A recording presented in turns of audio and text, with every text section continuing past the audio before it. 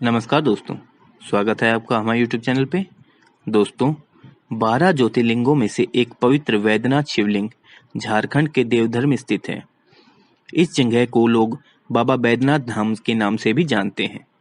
कहते हैं भोलेनाथ यहाँ आने वाले सभी व्यक्तियों की मनोकामना पूर्ण करते हैं।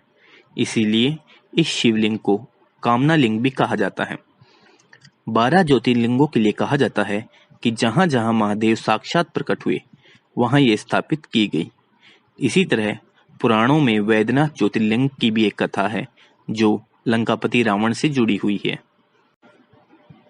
तो चलिए जानते हैं बाबा बैद्यनाथ धाम की कथा के बारे में। भगवान शिव के भक्त रावण और बाबा बैद्यनाथ की कहानी बड़ी निराली है। पौराणिक कथा के अनुसार दशानन रावण भगवान शंकर को प्रसन्न करने के लिए हिमालय पर तप कर रहा था। वह एक एक करके अपने सिर काटकर शिवलिंग पर चढ़ा रहा था।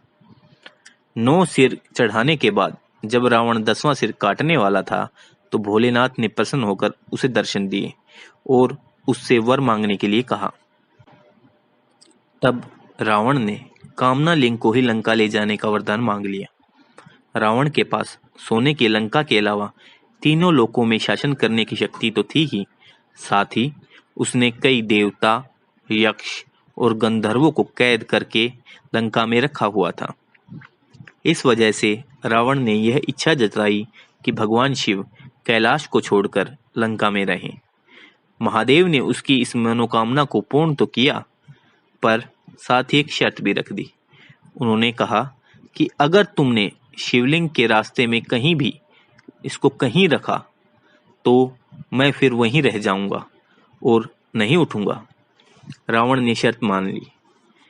इधर भगवान शिव की कैलाश छोड़ने की बात सुनते ही सभी देवता चिंतित हो गए। इस समस्या के समाधान के लिए सभी भगवान विष्णु के पास गए। तब श्री हरि ने लीला रची। भगवान विष्णु ने वरुण देव को आचमन के जरिए रावण के पेट में घुसने के लिए कहा। इसलिए जब रावण आचमन करके शिवलिंग को लेकर श्रीलंका की ओर जा रहा था तो देवघर के पास उसे लघुशंका लगी। ऐसे में रावण एक ग्वाले को शिवलिंग देकर लघुशंका करने चला गया। कहते हैं उस बैजू नाम के ग्वाले के रूप में भगवान विष्णु थे। इस वजह से भी यह तीर्थ स्थान बैजनाथ धाम और रावणेश्वर धाम दोनों नामों से विख्यात है।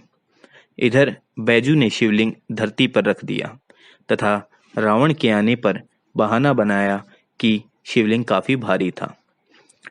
रावण की लाख कोशिशों के बाद भी शिवलिंग उठा नहीं। तब उसे भी भगवान की यह लीला समझ में आ गई और वह क्रोधित शिवलिंग पर अपना अंगूठा गाड़ कर चला गया। उसके बाद ब्रह्मा, विष्णु आदि देवताओं ने आकर उस शिवलिंग की पूजा की। शिवजी के दर्शन होते ही सभी देवी देवताओं ने शिवलिंग की उसी स्थान पर स्थापना कर दी और शिव स्तुति करके वापस स्वर्ग को चले गए। तभी से महादेव कामना लिंग के रूप में देवघर में विराजते हैं।